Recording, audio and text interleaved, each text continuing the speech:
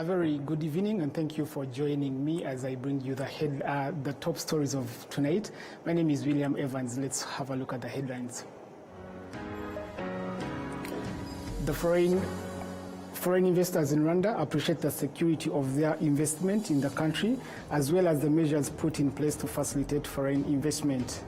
While Rwanda National Public Service Commission has concluded a 3-day retreat focused on assessing their performance and the challenges they face at work, as well as taking measures to enhance their effectiveness. And on the international scene, accusation of physical assault rocks South Africa's research team at Antarctic Station ahead of their winter.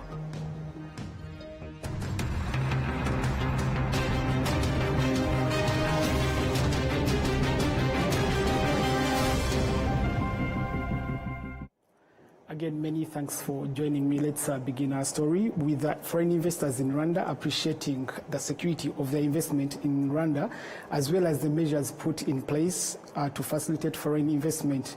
This was highlighted during the public launch of the Green Land Project, which consists of commercial and residential buildings valued at $25 million. We do have a report. Benteg is an investor from China who has been in the Rwandan market for 16 years. He initially established various factories and has since expanded into residential construction. He says that the security and good governance he found in Rwanda influenced his decision to invest here. Bentega entered the real estate business through his company Homart Group, which brings together various commercial companies and investment projects, including the Greenland Plaza building, which was publicly launched, consisting of 168 commercial and residential units. The first phase, which includes 84 units, has been unveiled, while the second phase is currently under construction and will also consist of 84 commercial and residential units. Philbert Bimenyimana is a Burundian investor who was awarded among those purchasing homes built by these Chinese investors. He explains that he chose to invest in Rwanda because of the assured security. For anyone to interest themselves in such a project or investment, they must be assured of security and trust the country they are investing in. Good security is not limited to the locals, but every other people and businesses in that country. For all the time I have been in Rwanda, I've never felt like a foreigner. Rwanda feels more like home. Foreign investment continues to grow in Rwanda, as last year it increased by 14.2%, according to a joint survey conducted by the National Bank of Rwanda, the National Institute of Statistics of Rwanda, and the Rwanda Development Board. This survey showed that the foreign investment rose from $3,237 billion in 2023 to $3,696 billion in 2024. Now, moving on, this Saturday, senior staff of the National Public Service Commission, including commissioners, concluded a 3-day retreat focused on assessing their performance and the challenges they face at work, as well as taking measures to enhance their effectiveness. The retreat also welcomed stakeholders from the Commission and various government agencies with a significant number of employees, including those in the health, education, governance, and citizen welfare. Angelina Muganza, the Executive Secretary of the National Public Service Commission, says that after review conducted this year, issues related to employee management were identified within these sectors. The National Public Service Commission also highlighted the ongoing gaps regarding employee management, particularly concerning the administration of interview tests, where there are appeals from candidates claiming unfair treatment, as well as complaints about the lack of immediate release of exam results. An annual retreat here with the commissioners and the senior staff of the National Public Service Commission. This is a retreat that we hold every year, and the purpose of the retreat is to examine how far we are implementing the mission that we have as the National Public Service Commission. In this retreat also we invite some government institutions. Particularly in this one we invited Minalok, we invited Minisante and the professional organizations of the doctors and the nurses, and we invited the Ministry of Education and HEC, whereby we show them some of the findings of the audits that we carry out in local government, in schools, and in hospitals. and then we show them the gaps that are, particularly we show them if the structures, how the structures are, where there are gaps of staff, missing staff, and any other gaps. So that's why we are here for these 3 days. Actually, the challenges have reduced ever since this commission started, because when we do the audits and we give recommendations, it helps the institutions to correct the gaps that exist, but there are still some gaps. For example, when we did audit this year, and in the local government, in the districts, and last year we did the audit in the hospitals, we find that the structures of those institutions have some gaps, meaning there are some staffs that are missing. There are also staff that are acting for longer periods, because acting should only be for 1 year, but we found people who have been acting for more than 1 year. And those people who are acting in one position, they also occupy another position. So that means there is workload on some staff, which also may result into underperformance. So we find those gaps. We find the gaps of some files of staff that are missing. When we do audit, we look at the files of every staff. But sometimes we also find files that are empty or less full, meaning some documents are missing. Now, this retreat is held annually to examine how far the National Public Service Commission is implementing its mission, which is to supervise the implementation of public institutions, of policies, principles, and laws relating to recruitment and managing of public servants. Moving on, some farmers and livestock keepers in Nyagatare and Gatsibo district are celebrating the progress they've made, attributing their success to Equity Bank, which has provided them with collateral loans at low interest rates. These loans enable them to increase productivity in their respective fields. Equity Bank, on the other hand, reaffirms its commitment to expand investment in agriculture and livestock farming. And since its establishment in Nyagatare in 2022, farmers and livestock keepers who sought financial support from the bank said that the loans have helped them overcome financial hardships that could have hindered their progress. During a recent awareness campaign in Nyagatare, the bank reminded farmers and livestock keepers that rice farming cooperatives can now access loans of up to 200 million Rwandan francs, while model livestock keepers can receive loans up to 50 million Rwandan francs without collateral at an interest rate of 8%.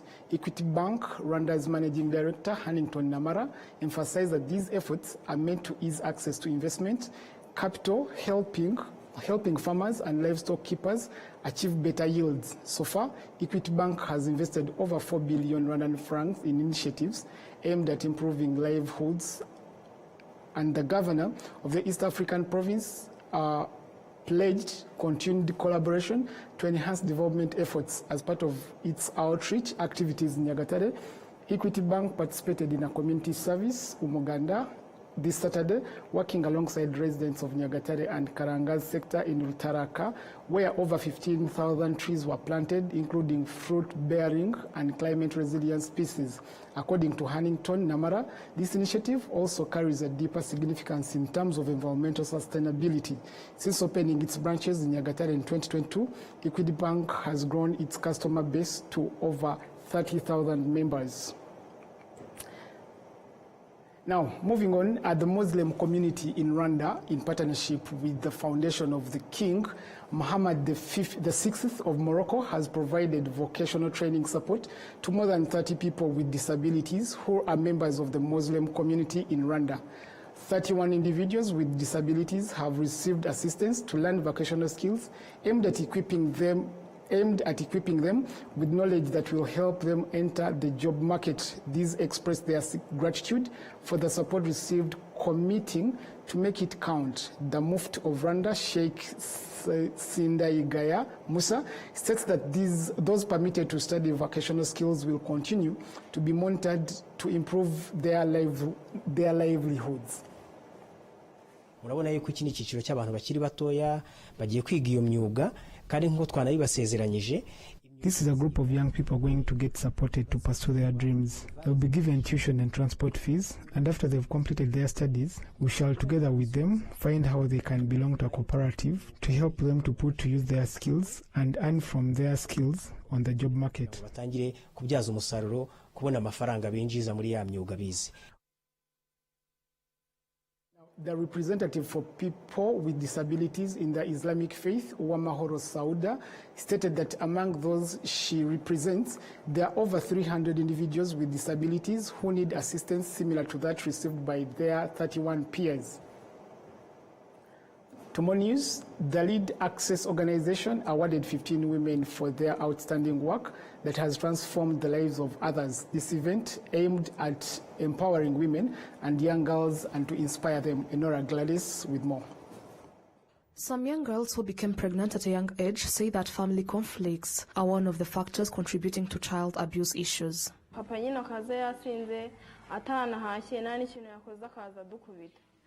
My father used to come home drunk, he would not feed us and then beat us. He used to throw me out of the house because I often saved my mother from beating her. He threw me out to sleep outside of our home so I could go to sleep with a guy who was our neighbor. He got me pregnant and after that he abandoned me. When my father found out, he kicked me out completely. There was a lot of conflicts with my mother and she left home.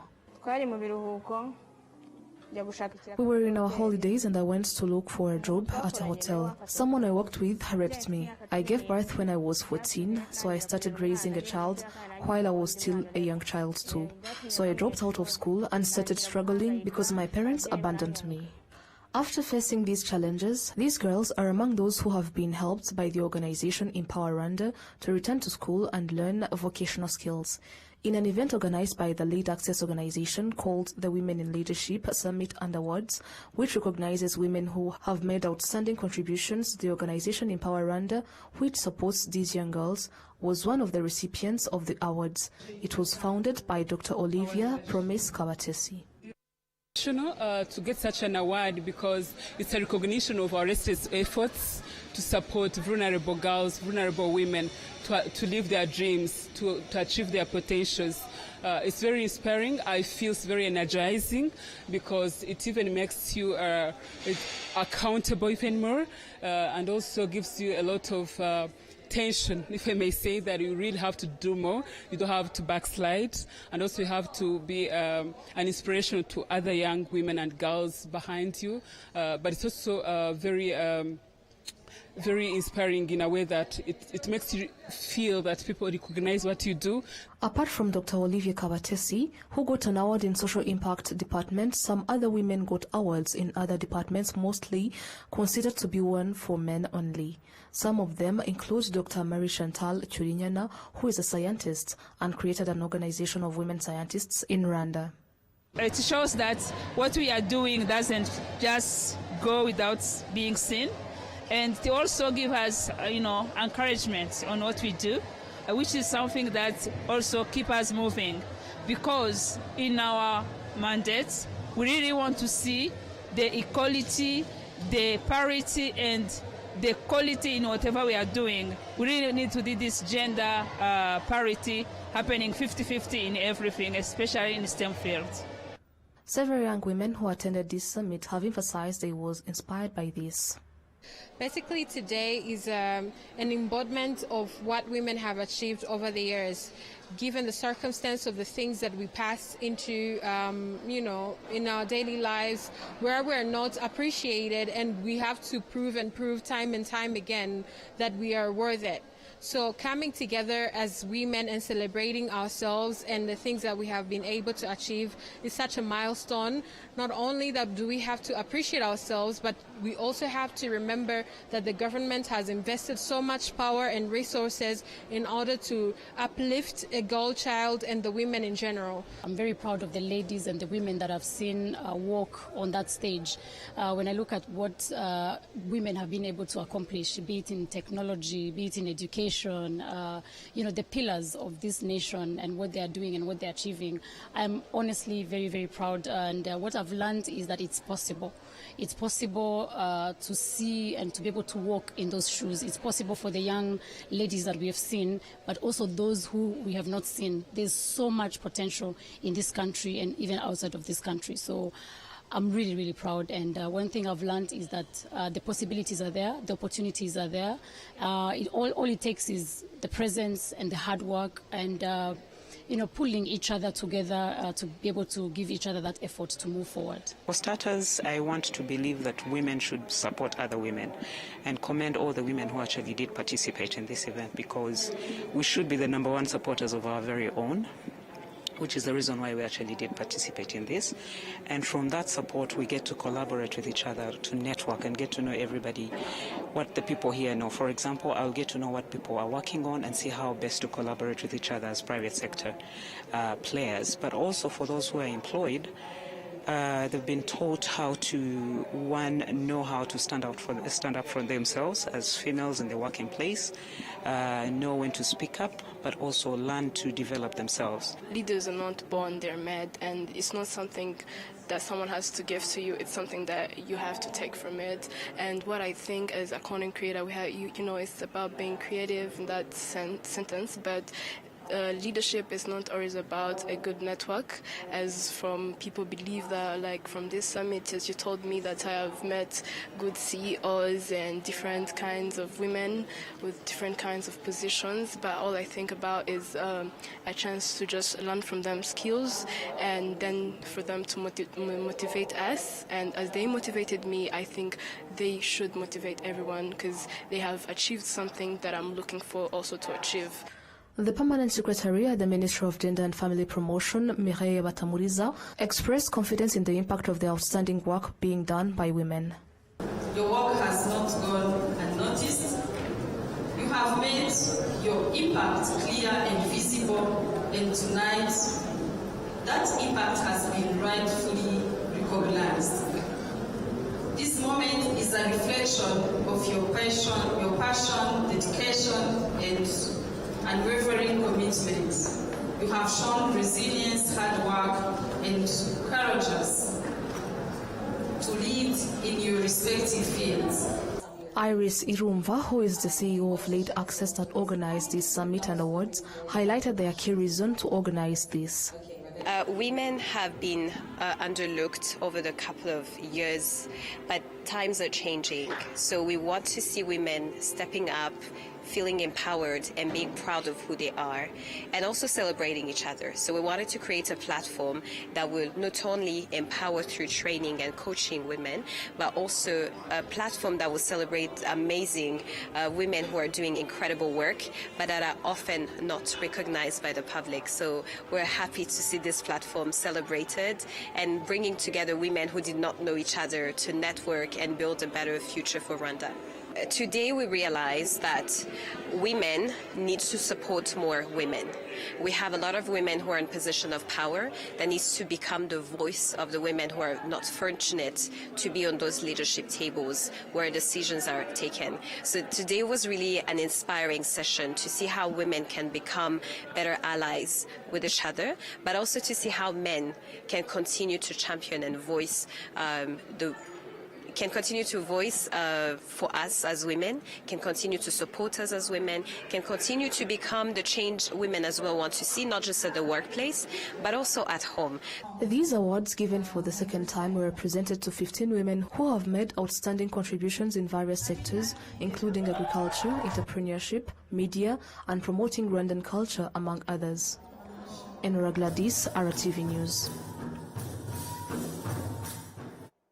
Thank you, Enora Gladys. Now let's continue our bulletin with a 21-year-old Musinguzi Bruno, who from Kagarama sector in Chuchicho district, who has developed a technology-based solution called Insure. This platform streamlines insurance services, allowing users to purchase insurance, report accidents, and receive compensation without the need of visiting insurance companies in person. Manzi explained that he explained that he created this innovation after noticing insufficiencies in the current insurance services, and his goal is to improve accessibility and convince for customers in the need of insurance solutions.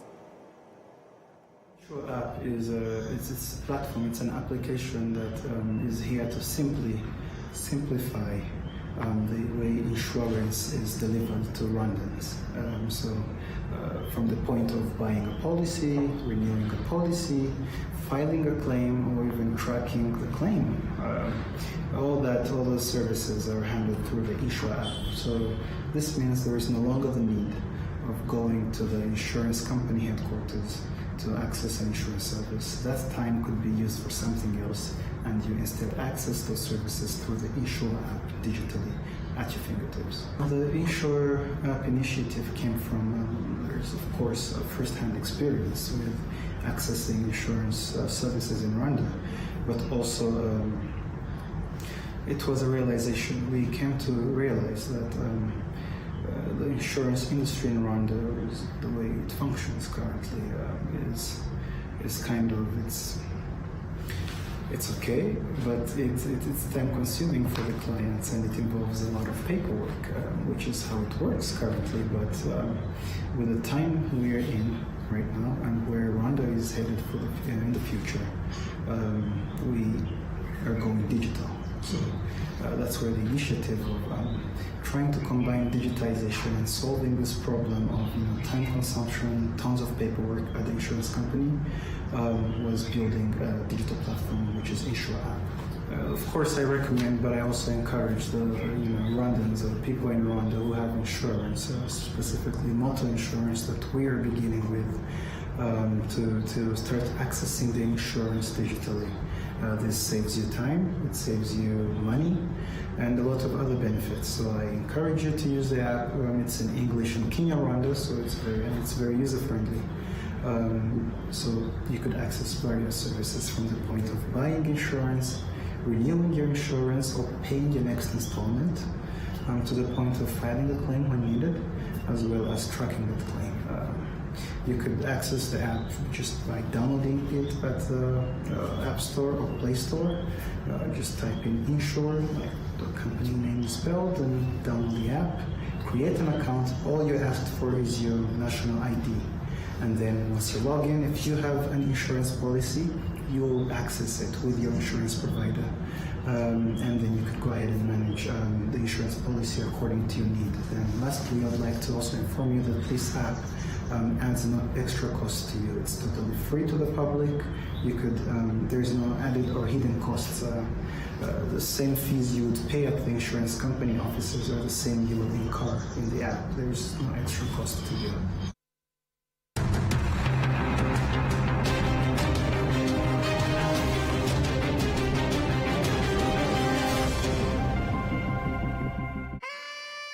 icyo mbaza ni kimwe koko hari umuntu ugihagarara ku nyama muri iki gihe koko uretse nitaba umukiriya kiriya biteze ariko tayi aho kuzoreza imyenda wibereye kuri telefone kweli ariko ni kuwa mbere nawe wagwa wamo uracyari wose icyo nakubwiraga wa muntu niko ye umuntu w'umugabo ku bukwe bwe akambara kositimu itukura iciye n'amaboko noneho none se uyisuza si wombwiye ngo ngwe muse ntabwo ari ibintu avugaga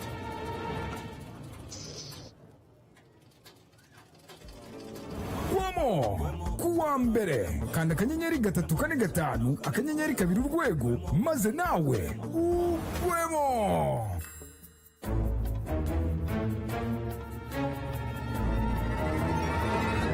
Wikwisondeka.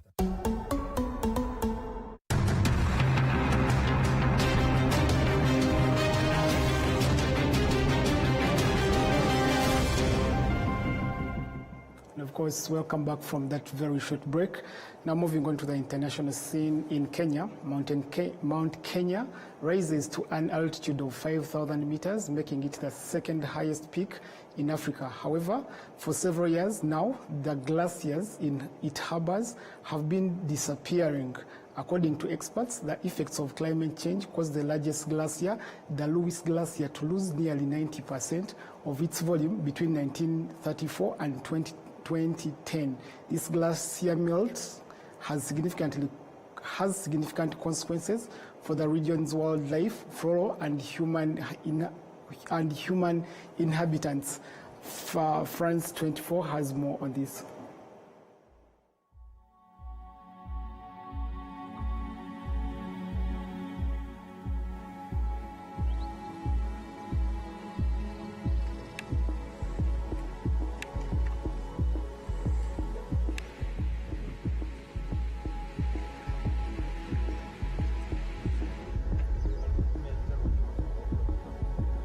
Those colors of the white snow, the ice would make the mountain very, very beautiful. Right now, just rocks and just small patches of ice and snow. So big change of the weather.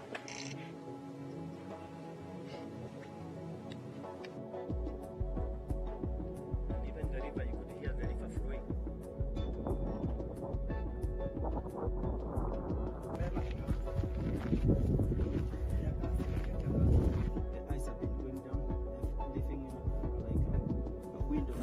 Before some years back, there used to be ice caves here. We would come here, get inside the caves, and have good photos. But right now, the caves are gone. The Lewis Glacier is disappearing. A lot of melting of the glacier, and so we expect the glacier will continue becoming smaller and smaller, and maybe in future some years it will disappear completely.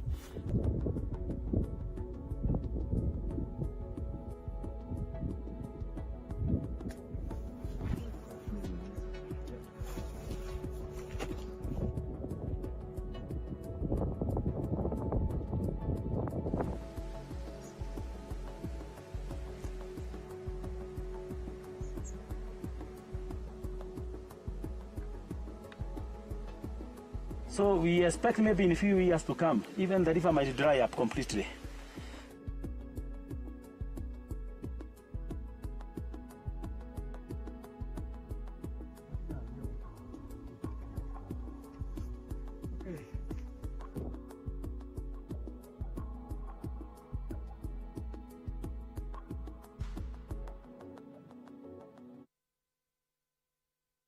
Now, more to international news. Still, a group of South African scientists due to work together for months at a remote Antarctic research station has been rocked after a member of the team was accused of physical assault. 10 researchers are due to spend the Antarctic winter at the base. BBC has more. The Sunai Base is one of the most remote places on Earth. 10 people were preparing to spend the Antarctic winter here. The base has plenty of amenities, as this video tour taken 4 years ago shows. And here we have the games room, right, where all the fun happens. But extreme weather and 24-hour darkness meant the current team didn't expect to see another human being for 6 months or so. Now today, the wind's about 30 knots and the temperature is about minus 28, minus 29. Then, an email last week claimed there'd been a violent attack, according to the South African newspapers. The email reportedly said one team member had threatened to kill another, creating, it said, an environment of fear and intimidation. The South African authorities have confirmed there was an assault. It was a dispute over a weather-dependent task that required a schedule change, they said. It doesn't sound much, but those who've spent time in Antarctica say overwintering on a base can be an incredibly intense experience. If you're there with just, maybe 10 other people as there were in Sinai, you get to know everything about the other person. You know exactly how they put their coffee cup down and what direction the handle points in. You know that they scratch their nose 3 times before they sit down. You know everything about them. And in the bad circumstances, it can start to irritate you. The South African Environment Ministry has said it is responding with utmost urgency, but with temperatures falling and the weather worsening as the Antarctic winter draws in, getting a rescue team in will be very challenging. Justin Rolat, BBC News. Now that report brings us to the end of tonight's edition, but of course before we go, let's have a look at the headlines one more time. Foreign investors in Rwanda appreciate the security of their investments in the country, as well as the measures put in place to facilitate foreign investment, while Rwanda National Public Service Commission has concluded a 3-day retreat focused on assessing their performance and the challenges they face at work, as well as taking measures to enhance their effectiveness. And on the international scene, accusation of physical assault rocks South African research team at the Antarctic station ahead of winter